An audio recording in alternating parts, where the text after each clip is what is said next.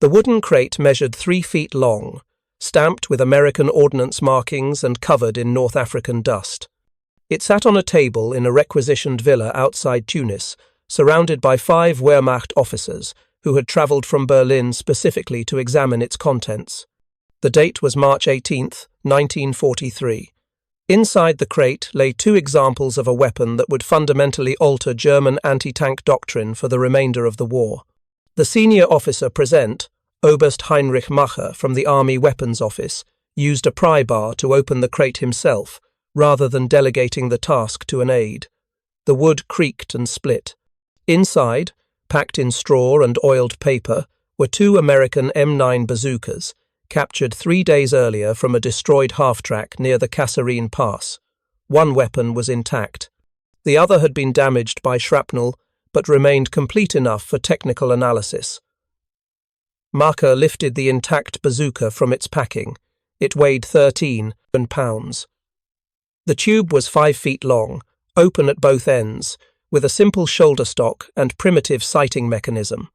He turned it over in his hands, examining the trigger group, the electrical firing system, the wire mesh screen protecting the operator's face from rocket backblast. To a man accustomed to the precision engineering of German small arms, the bazooka looked almost primitive: welded steel tube, stamped metal parts, wooden hand grips.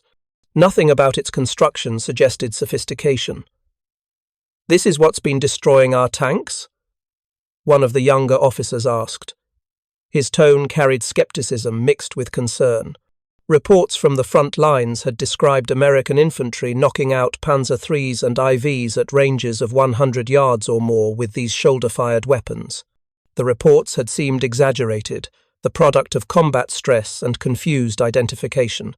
Surely tank kills attributed to bazookas were actually the work of anti-tank guns or mines. Macher said nothing. He set the launcher on the table and reached back into the crate, extracting one of the rockets. The M6A3 projectile was 21 inches long with a pointed nose, a 2.36-inch diameter warhead, and folding stabilizing fins at the rear. The rocket motor was a simple tube packed with solid propellant. The warhead contained 1.5 pounds of pentalite explosive shaped into a hollow charge configuration. If you're enjoying this deep dive into the story, hit the subscribe button and let us know in the comments from where in the world you are watching from today.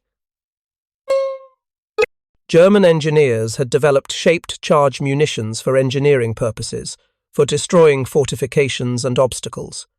But the Americans had miniaturized the technology, making it light enough for infantry to carry and simple enough for conscript soldiers to operate effectively. The implications were profound.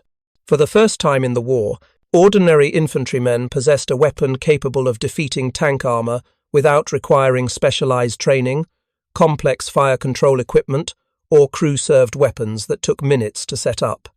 Macher examined the electrical firing circuit, tracing the wires from the trigger mechanism to the contact points that ignited the rocket motor. Battery-powered, waterproof connections. Designed for reliability under field conditions rather than elegance, he could see how the system worked simply by looking at it. There were no classified technologies here, no manufacturing secrets that would take months to reverse engineer. This was a weapon designed for mass production, for arming millions of soldiers quickly. One of the other officers, a captain from the Heereswaffenamt research branch, was already taking measurements with calipers. Another photographed every component from multiple angles. A third made detailed sketches in a leather-bound notebook. They worked methodically, professionally, documenting everything. Within 6 months, German factories would be producing their own version of this weapon. Within a year, it would be standard issue for Wehrmacht infantry facing Soviet armor on the Eastern Front.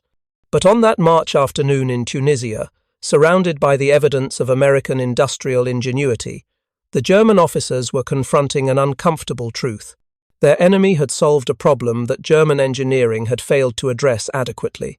To understand why 5 senior Wehrmacht officers travelled to North Africa to examine a captured American weapon, one must understand the crisis German infantry faced by early 1943. For 3 years, German forces had waged mechanized warfare across Europe and into the Soviet Union. Their tanks, their combined arms doctrine, their tactical execution had proven superior to every opponent they encountered. But this same period had revealed a critical vulnerability. German infantry possessed no effective portable anti-tank weapon. The standard German anti-tank rifle, the Panzerschreck 39, fired a 7.92 mm armor-piercing round. Against the light tanks of 1939 and 1940, the weapon was marginally effective at close range. Against the 34 medium tanks and KV-1 heavy tanks that appeared on the Eastern Front in 1941, the Panzerschreck was worthless. Soviet armor shrugged off the rifle rounds at any range. German infantry who attempted to engage Soviet tanks with these weapons were simply killed, their rifles useless against modern armor. German doctrine called for anti-tank defense to be provided by dedicated anti-tank guns, the Pak series weapons that were towed into position and operated by specialized crews. The 3.7 cm Pak, the 5 cm Pak 38, and later the 7.5 cm Pak 40 were excellent weapons when properly employed. They could destroy enemy tanks at ranges exceeding 1,000 yards. But they suffered from a fundamental limitation. They were not mobile once emplaced.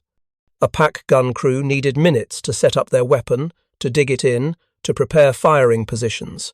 Once positioned, the gun was committed to defending that specific sector. If enemy tanks broke through elsewhere, the gun could not reposition quickly enough to respond. This created a tactical problem that became increasingly severe as the war progressed.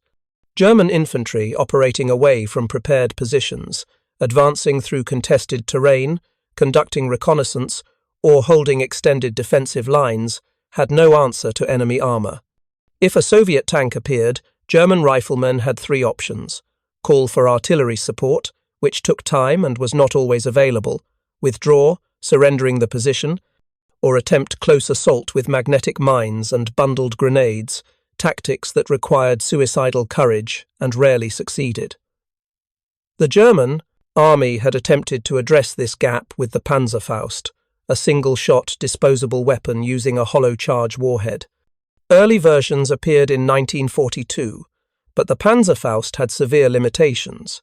Its effective range was 30 yards, requiring infantry to allow enemy tanks to close to point-blank distance before engaging. The weapon was inaccurate beyond 50 yards. Wind affected the flight of the oversized warhead. The Panzerfaust was better than nothing, but it was a desperation weapon, a last resort for infantry who had no other option. Meanwhile, German tank crews and infantry fighting on the Eastern Front sent increasingly urgent reports describing their vulnerability to Soviet anti-tank rifles and later to Soviet anti-tank grenades and Molotov cocktails. The reports emphasized a simple reality: Soviet infantry could damage or destroy German tanks at ranges where German infantry could not effectively engage Soviet tanks. This asymmetry in capability created a psychological burden. German soldiers knew that if they encountered enemy armor without dedicated anti-tank gun support, they were at a severe disadvantage. The German army's leadership was aware of this problem.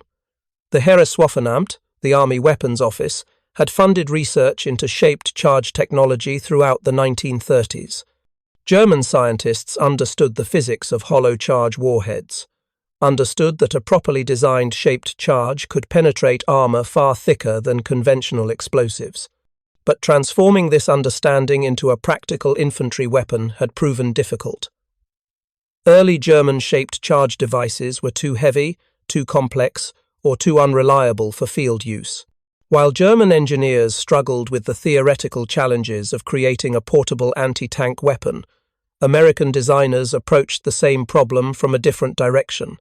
They prioritized simplicity over sophistication, mass production over perfection, and adequate performance over theoretical maximum capability. The result was the bazooka, a weapon that would change infantry tactics for both sides.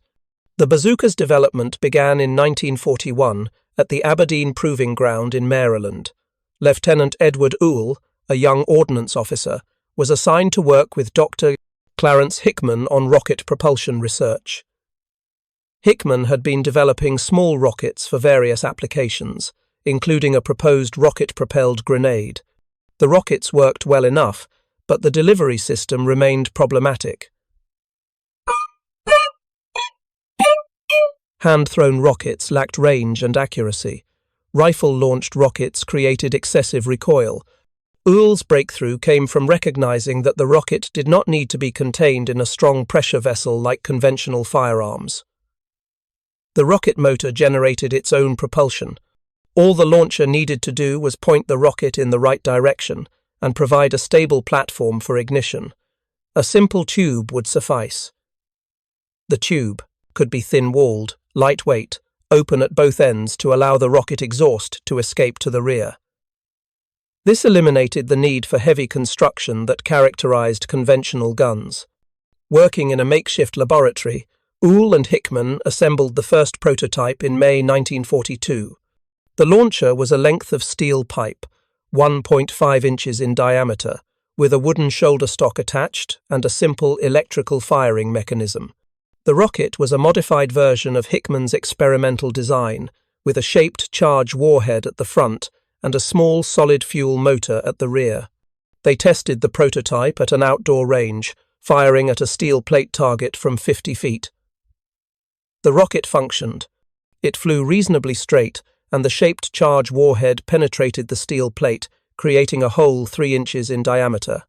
The backblast from the rocket motor was intense but manageable, venting harmlessly to the rear through the open tube. The weapon weighed less than 15 pounds loaded. A soldier could carry it, fire it from the shoulder, reload it in seconds, and fire again. More importantly, the weapon required no complex training. Point, aim using the simple sight, squeeze the electrical trigger.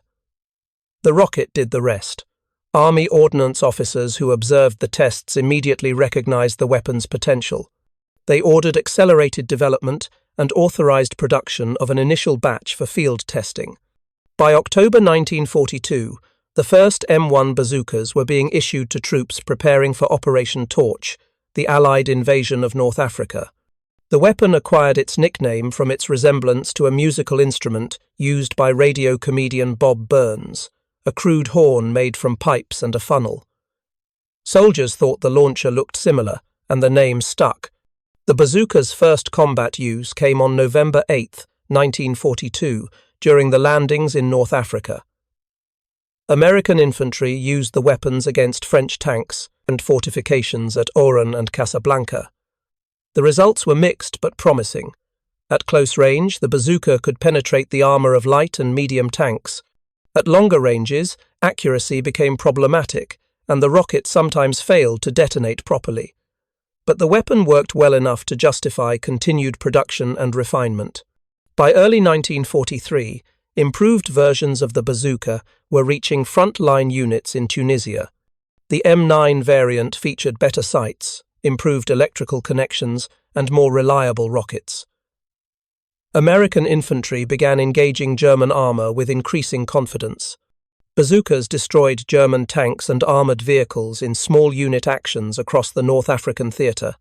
German intelligence officers collected reports of this new American weapon, but the reports were fragmentary and sometimes contradictory. Some described it as a type of anti-tank rifle. Others called it a rocket launcher. The actual capabilities remained unclear, until German forces captured intact examples after the Battle of Kasserine Pass in February 1943. Those captured bazookas were shipped to Germany for analysis, arriving in March. And that analysis would lead directly to one of the most successful weapon reverse engineering programs of the war. The captured bazookas arrived at the Heereswaffenamt testing facility in Kummersdorf, south of Berlin, on March 23, 1943. The facility had been Germany's primary weapons testing ground since the 1920s, a sprawling complex of firing ranges, laboratories, and workshops where every captured Allied weapon was systematically analyzed.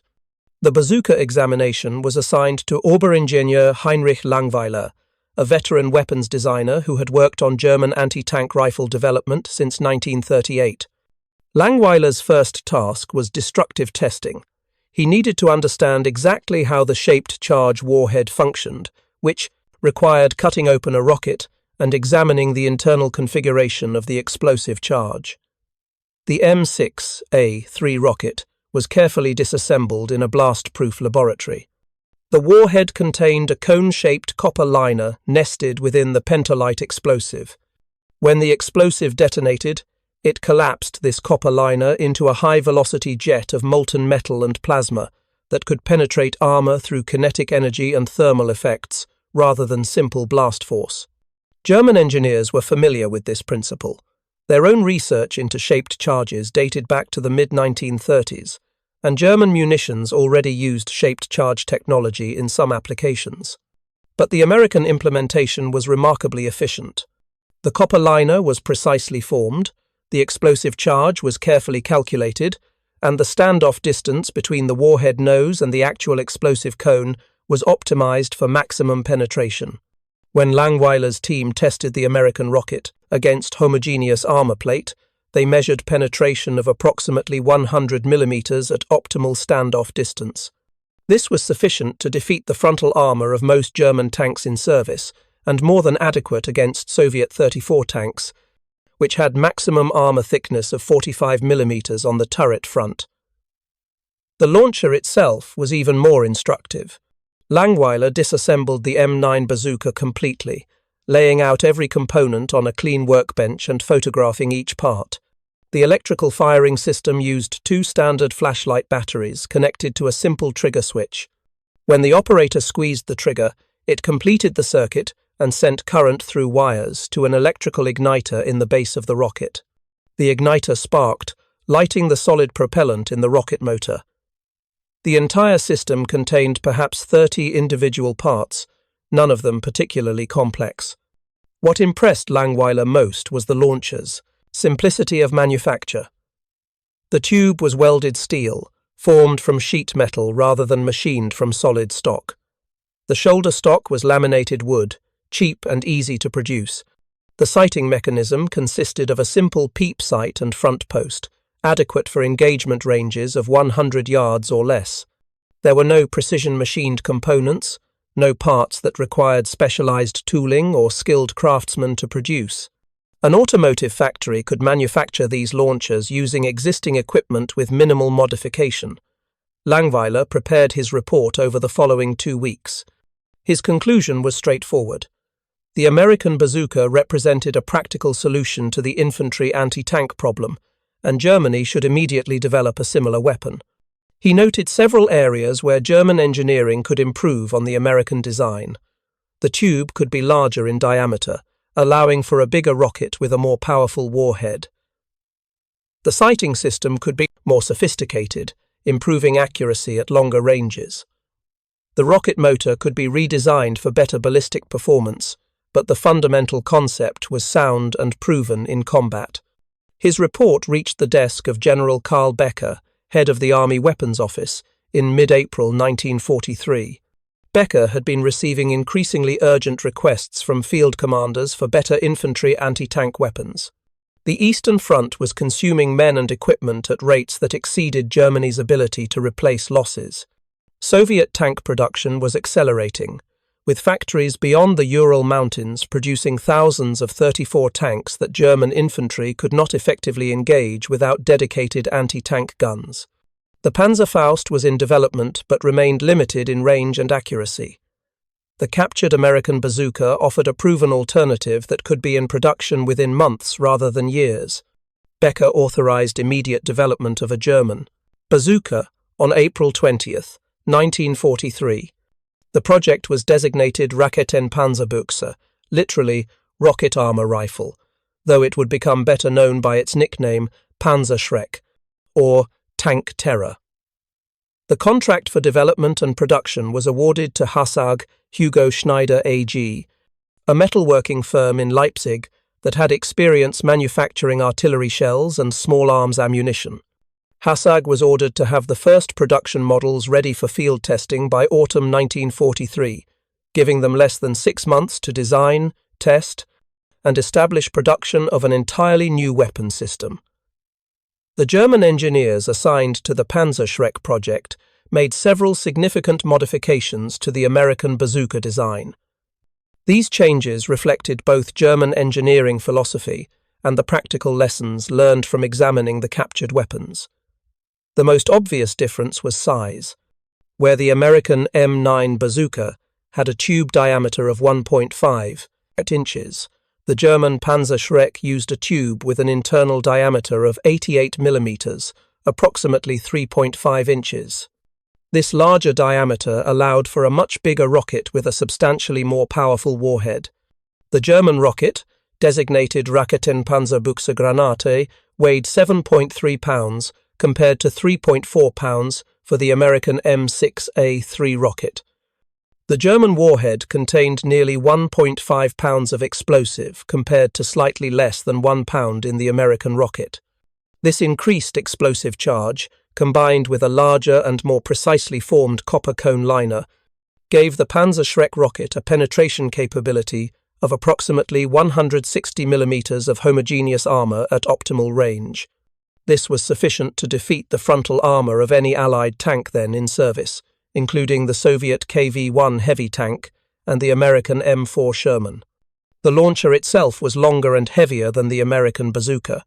The Panzerschreck tube measured 5 feet 4 inches in length, and the complete weapon weighed 24 pounds unloaded.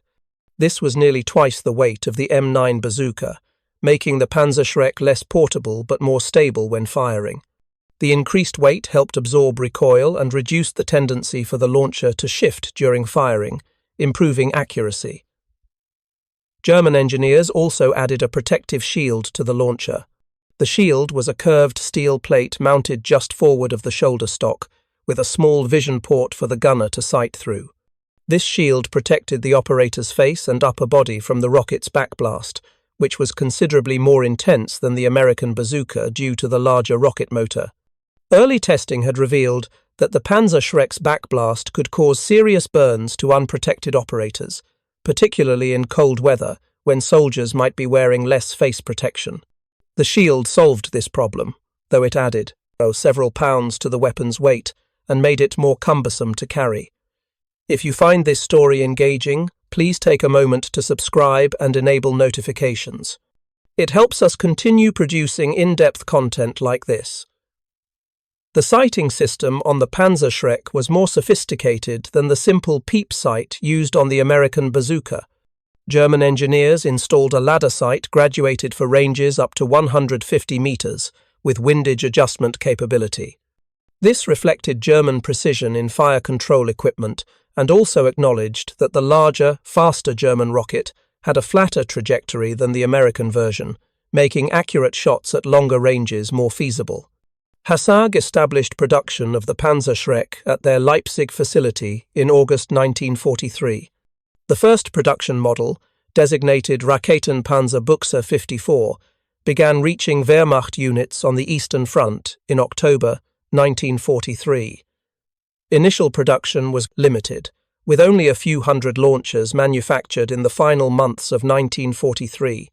But production accelerated rapidly in early 1944 as additional factories were brought into the program and as combat experience validated the weapon's effectiveness.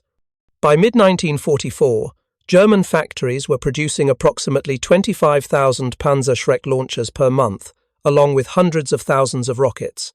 The weapon became standard equipment for Wehrmacht infantry companies, typically with 2 or 3 launchers assigned to each company's anti-tank section. Training was straightforward, similar to the American Bazooka. Soldiers learned to approach within 100 meters of enemy tanks, aim at the side or rear armor where penetration was most certain, and fire from covered positions that allowed quick withdrawal after firing. The Panzerschreck's effectiveness was demonstrated repeatedly on the Eastern Front through 1944 and 1945. German infantry used the weapons to ambush Soviet tank columns, firing from buildings, tree lines, and prepared positions.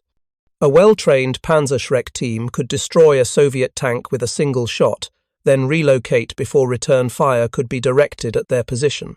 The weapon gave German infantry a genuine capability to engage enemy armor without requiring support from anti-tank guns or their own tanks, both of which were increasingly scarce as the war progressed and German losses mounted.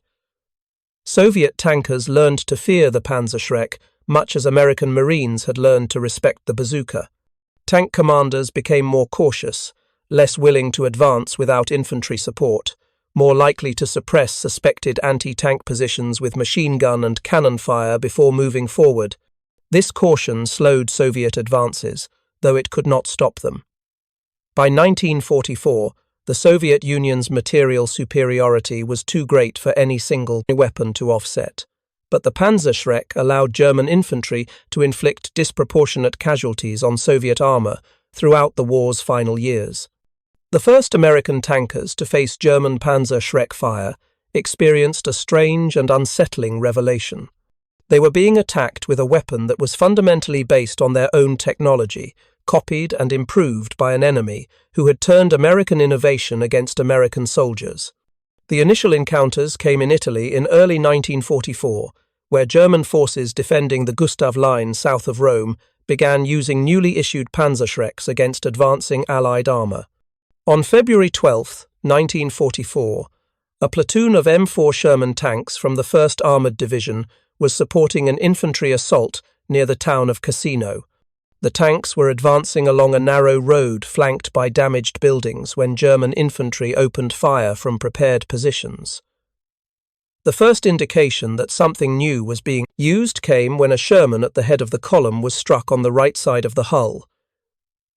The impact was different from the sharp crack of an anti-tank gun hit. It was more of a heavy thump, followed immediately by secondary explosions inside the tank as ammunition cooked off. The tank commander, Lieutenant James Morrison, was in the 2nd Sherman. He saw the lead tank erupt in flames, its crew bailing out through hatches. What struck him immediately was the absence of any anti-tank gun report. He had been in combat since North Africa and knew the sound of German pack guns, the distinctive crack of high-velocity cannon fire. This had been different.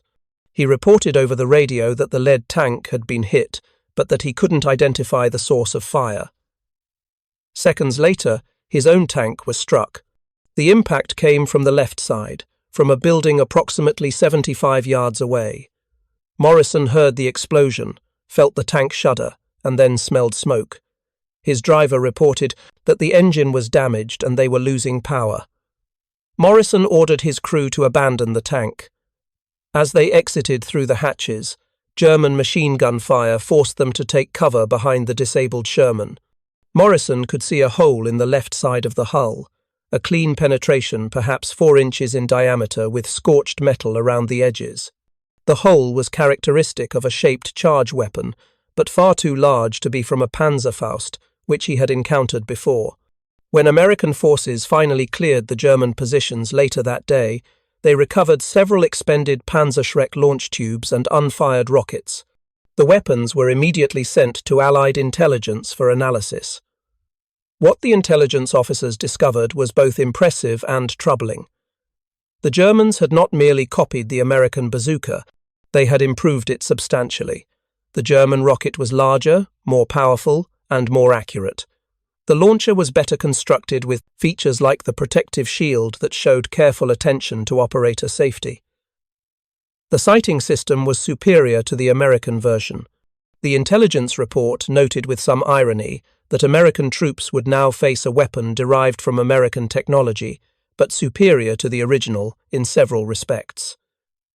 Throughout the war, Allied forces had generally enjoyed superior equipment, particularly in terms of mass production and standardization. The bazookas and Panzerschreck situation inverted this relationship. German engineers had taken an American innovation, analyzed it, and produced an improved version within 6 months. The speed of this development cycle was remarkable, especially given the strain on German industrial capacity by 1944. For American tankers in Italy and later in France after D-Day, the Panzerschreck became one of the most feared German weapons. Tank commanders knew that German infantry armed with Panzerschrecks could be hiding in any building, any tree line, any roadside ditch.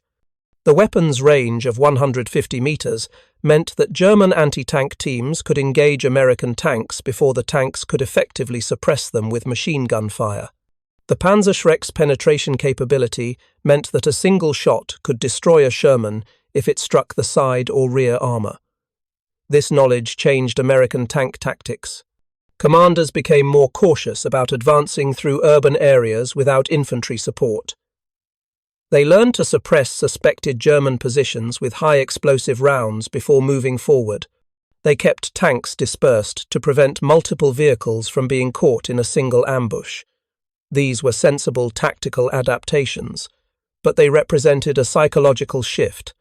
American tankers had to acknowledge that they were vulnerable to German infantry, armed with handheld weapons, and that those weapons were based on American technology that the Germans had mastered and improved. German soldiers, for their part, viewed the Panzerschreck with a mixture of appreciation and grim humour. They appreciated having a weapon that gave them a genuine chance against Allied armour. The Panzerschreck was more effective than the Panzerfaust at longer ranges and had better penetration than anything else an individual soldier could carry. But German troops also understood the irony. They were using American ideas to fight American tanks. Some soldiers referred to the Panzerschreck as the German Bazooka, acknowledging its origin. Others simply called it the Offenrohr, or stovepipe, a nickname that described its appearance and avoided any reference to its American inspiration. The success of both the Bazooka and Panzerschreck fundamentally changed infantry anti-tank warfare for the remainder of World War II and beyond. By late 1944, every major combatant nation had either developed or was developing similar weapons. The Soviet Union introduced the RPG-1 in 1944, a rocket-propelled grenade launcher that combined features from both the American and German designs. British forces began receiving the Piat, which used a spring-loaded spigot mortar rather than rocket propulsion, but employed the same shaped charge warhead principle. Even Japanese forces attempted to develop similar weapons, though chronic shortages of resources and manufacturing capacity limited production. The American military continued refining the bazooka throughout the war. The M9A1 variant, introduced in 1944, featured an improved two-piece design that could be broken down for easier transport. This version became the standard through the war's end and remained in American service through the Korean War. But American ordnance officers were acutely aware that the Germans had surpassed the original design. Captured Panzerschrecks were extensively tested at Aberdeen Proving Ground, and their superior penetration and inaccuracy were carefully documented.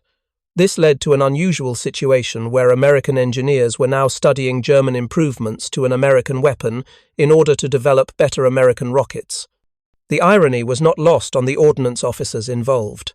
One report from Aberdeen Proving Ground, dated November 1944, explicitly recommended that future American anti-tank rockets incorporate design features from the German Panzerschreck, specifically the larger warhead diameter and improved rocket motor design. American pride had to yield to practical necessity.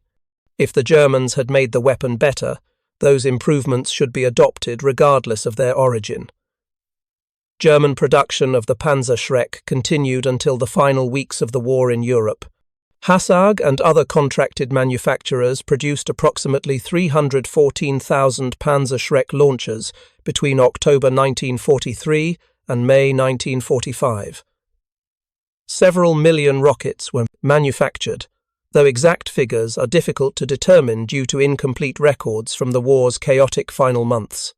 The weapon remained in frontline service on both the eastern and western fronts until Germany's surrender. Wehrmacht training manuals from 1944 and 1945 show how thoroughly the Panzerschreck had been integrated into German infantry doctrine. New soldiers received instruction in Panzerschreck operation as part of basic training. Experienced soldiers were retrained from anti-tank rifle units, which were being disbanded as those weapons became obsolete, into Panzerschreck teams. The standard German infantry company by late 1944 typically included 6 Panzerschreck launchers organized into 3 two-man teams.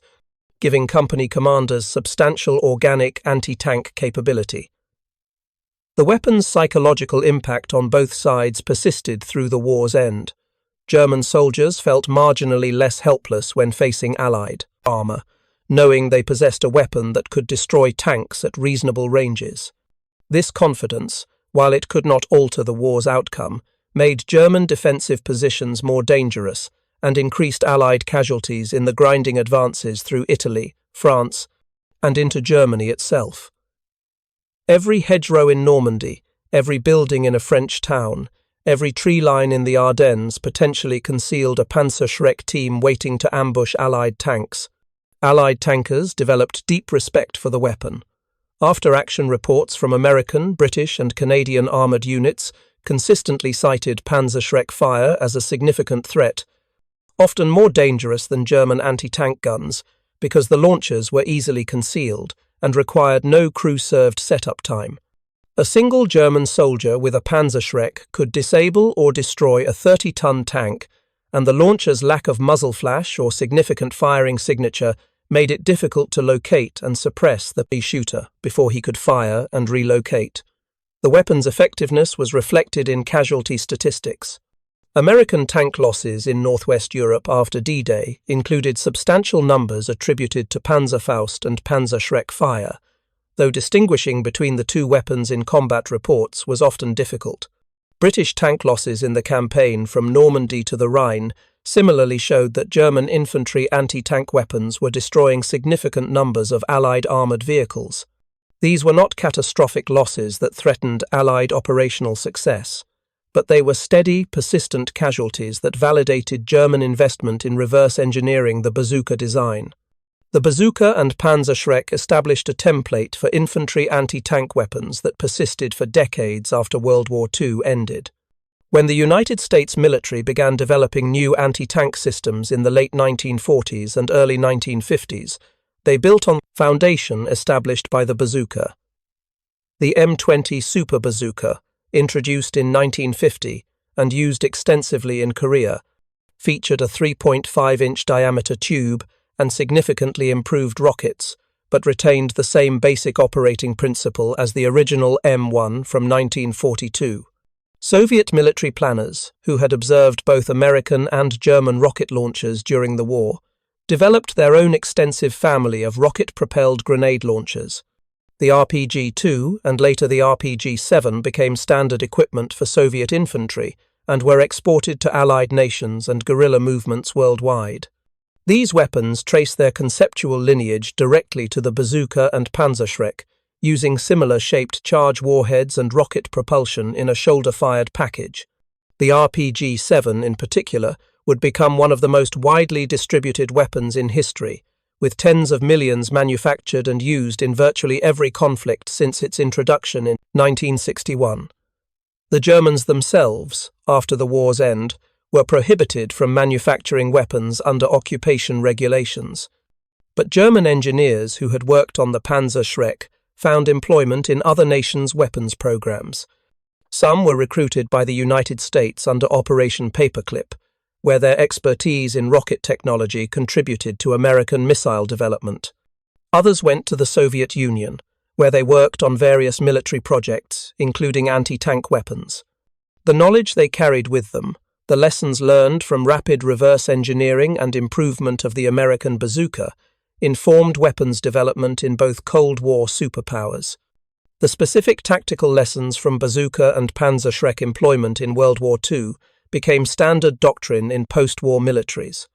Infantry anti-tank teams were organized into small mobile units that could operate independently or support larger formations. Training emphasized concealment, ambush tactics, and rapid relocation after firing. Tank forces learned to work closely with infantry to suppress anti-tank teams before they could engage. These tactical patterns, developed through hard experience in the streets of Italian towns and the hedgerows of Normandy, shaped armoured warfare doctrine through the Cold War and beyond. The psychological dimension of the Bazooka Panzerschreck story also left lasting effects. American military planners became more aware that technological innovations could be copied and improved by adversaries. This awareness influenced post-war security classification practices, with new weapons systems being more carefully protected from potential intelligence gathering. The speed with which German engineers had reverse-engineered the bazooka from capture to production in 6 months demonstrated that technological advantages could be temporary. This understanding shaped Cold War military research and development, where the emphasis shifted toward continuous innovation rather than assuming that any single weapon would maintain superiority for extended periods. For historians studying World War II, the Bazooka and Panzerschreck story illustrates several broader themes about industrial warfare and technological development. It shows how innovation could occur under pressure of necessity, how good ideas could cross battle lines through capture and analysis, and how engineering skill could rapidly adapt foreign technology to domestic production. The story also demonstrates that technological superiority was not absolute. The Americans created the bazooka, but the Germans made it better. Neither weapon was perfect, both had limitations, but both were good enough to be effective in their intended roles. The story reveals something about the nature of the German war effort in its later stages. By 1943, Germany was increasingly on the defensive, responding to Allied innovations rather than driving technological development. The decision to reverse-engineer the bazooka, rather than pursue independent development of alternative anti-tank weapons, reflected practical recognition that Germany lacked the time and resources for extensive original research. Copying and improving an existing proven design was faster and more certain than developing something entirely new. This pragmatism, while sensible from an engineering standpoint, represented a strategic shift from the early war years when German forces had often enjoyed technological advantages in key weapon systems. The proliferation of shoulder-fired anti-tank weapons after World War II fundamentally changed the relationship between tanks and infantry on the modern battlefield. Tanks remained powerful and necessary, but they were no longer invulnerable to infantry. A soldier on foot, properly equipped and trained, could destroy a tank. This reality forced changes in tank design, in combined arms tactics, and in the conduct of mechanized warfare. The bazooka and Panzerschreck were the weapons that established this new tactical reality, weapons that emerged from the particular circumstances of World War II, but whose influence extended far beyond that conflict. On that March afternoon in 1943, when German officers opened a wooden crate in Tunisia and examined the American bazookas inside, they were witnessing a moment that captured something essential about technological warfare. Innovation moves across battle lines. Good ideas spread regardless of national boundaries. Engineering skill exists on all sides of any conflict. The capture and reverse engineering of the bazooka was neither heroic nor villainous. It was simply pragmatic, a recognition by German military planners that the Americans had solved a problem and that the solution could be adapted for German use. Lieutenant Edward Uhl, who had helped develop the original bazooka at Aberdeen Proving Ground, learned after the war about the German Panzerschreck. His reaction, according to later interviews, was mixed. He felt satisfaction that his design had been validated by the enemy's decision to copy it, but he also felt concern that American soldiers had faced an improved version of his own weapon. The knowledge that his engineering work had been turned against American forces troubled him, though he understood intellectually that such outcomes were inevitable in modern warfare, where weapons technology could be studied and replicated.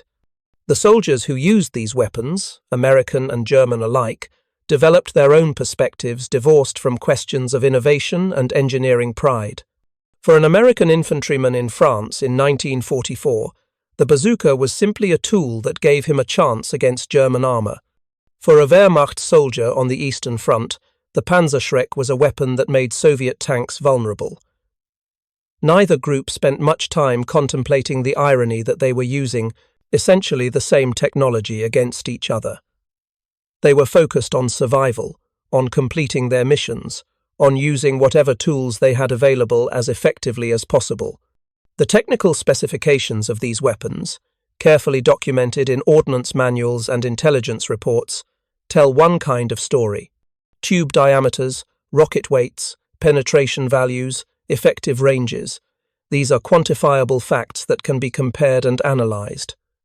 But the human story behind those specifications is more complex. It involves captured weapons, examined in dusty North African villas. It involves German engineers working under intense time pressure to develop a weapon their infantry desperately needed. It involves American tankers learning that their own innovation had been turned against them. It involves thousands of soldiers on all sides who used these weapons in combat, whose lives were saved or ended by shaped charge warheads fired from simple metal tubes. The Bazooka and Panzerschreck were not war-winning weapons. They did not alter the strategic balance or change the war's outcome. Germany would have lost regardless of whether they reverse-engineered the Bazooka or not. The Soviet Union's material superiority and the Allied bombing campaign and the cumulative effect of years of attrition would have defeated Germany with or without the Panzerschreck. But these weapons mattered to the individuals who used them and faced them. They mattered in specific tactical situations, in particular battles, in moments when a tank was destroyed or survived, based on whether an anti-tank team had an effective weapon.